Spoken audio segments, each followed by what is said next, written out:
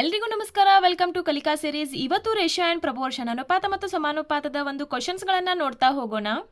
ಅದಕ್ಕಿಂತ ಮುಂಚೆ ಈ ಒಂದು ಟಾಪಿಕ್ ಮೇಲೆ ಯಾವ ಎಕ್ಸಾಮ್ಸ್ ನಲ್ಲಿ ಕ್ವಶನ್ಸ್ ಗಳು ಬರ್ತಾವ ಅಂತ ಹೇಳ್ಬಿಟ್ಟು ನೋಡೋಣ.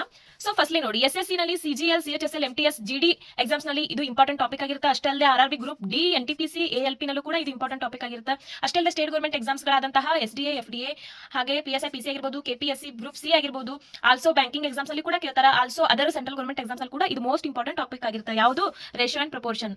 ಕೊಟ್ಟಿರುವಂತಹ ಕ್ವಶನ್ ಅನ್ನು ನೋಡಿದಾಗ ಒಂದು ತ್ರಿಭುಜದ ಕೋನಗಳು 2:3:4 ಅನುಪಾತದಲ್ಲಿದ್ದರೆ ಆ ಪ್ರತಿ ಕೋನಗಳ ಅಳತೆ ಎಷ್ಟು ಅಂತ ಕೇಳಲಾಗಿದೆ. ಈಗ ಒಂದು ತ್ರಿಭುಜ ಐತಿ. ಈ ಒಂದು ತ್ರಿಭುಜದ ಒಟ್ಟು ಕೋನಗಳ ಮೊತ್ತ ಎಷ್ಟಿರ್ತತಿ ಅಂತಂದ್ರೆ 180 ಇರ್ತತಿ. ನಿಮ್ಗೆ ಗೊತ್ತದ.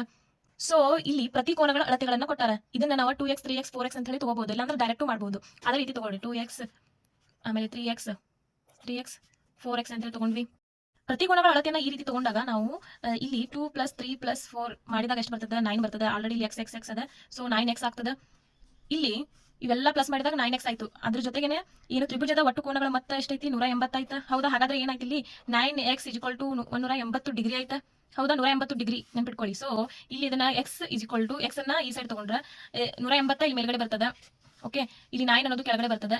ಇಲ್ಲಿ 9 1 9 2 18 ಈ 0 ಮೇಲ್ಗಡೆ ತಗೋರಿ, 20 ಆಯ್ತು. ಸೊ 20 ಬಂದದಲ್ಲ, ಇದನ್ನ ನಾವು 1 2 3 ಇವು ಮೂರು ಏನ ಕೊಟ್ಟಾರಲ್ಲ, ಕೋನಗಳ ಅನುಪಾತ ಕೊಟ್ಟಾರಲ್ಲ, ಇವ್ರ ಜೊತೆ ಇಂಟು ಮಾಡಬೇಕು. 2 × 20, ಓಕೆ, 3 × 20, 4 × 20 ಈ ತರ ಮಾಡಿದಾಗ ಆನ್ಸರ್ ಬರ್ತದ. ಸೊ ನೋಡಿ, 2 4 ಈಸಿ ಮಾಡೋದು. 2 4 ಇದೊಂದು 0 ಇಲ್ಲಿ ತಗೋರಿ. 3 6 ಇದೊಂದು 0 ಇಲ್ಲಿ ತಗೋರಿ. 4 8 ಇದೊಂದು 0 ಇಲ್ಲಿ ತಗೋರಿ.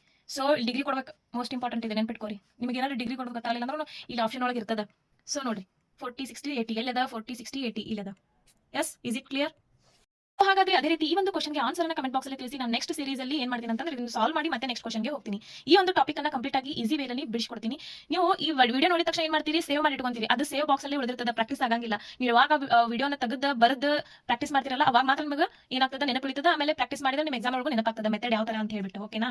ಸೊ ನೀವೇನಾದ್ರೂ ಪ್ರಾಕ್ಟೀಸ್ ಮಾಡಿದ್ರಿ ಅಂತಂದ್ರೆ ಇದನ್ನ 2 ಸೆಕೆಂಡ್ ನಲ್ಲಿ ಸಾಲ್ವ್ ಮಾಡಬಹುದು. ಅಂಡ್ ಇದೇ ರೀತಿ ವಿಡಿಯೋಗಳಿಗಾಗಿ ಫಾಲೋ ಮಾಡೋದನ್ನ ಮರಿಬೇಡಿ. ಮತ್ತೆ ನೆಕ್ಸ್ಟ್ ವಿಡಿಯೋದಲ್ಲಿ ಸಿಗೋಣ. ಅಲ್ಲಿವರೆಗೂ ಟೇಕ್ ಕೇರ್, ಬೈ ಬೈ.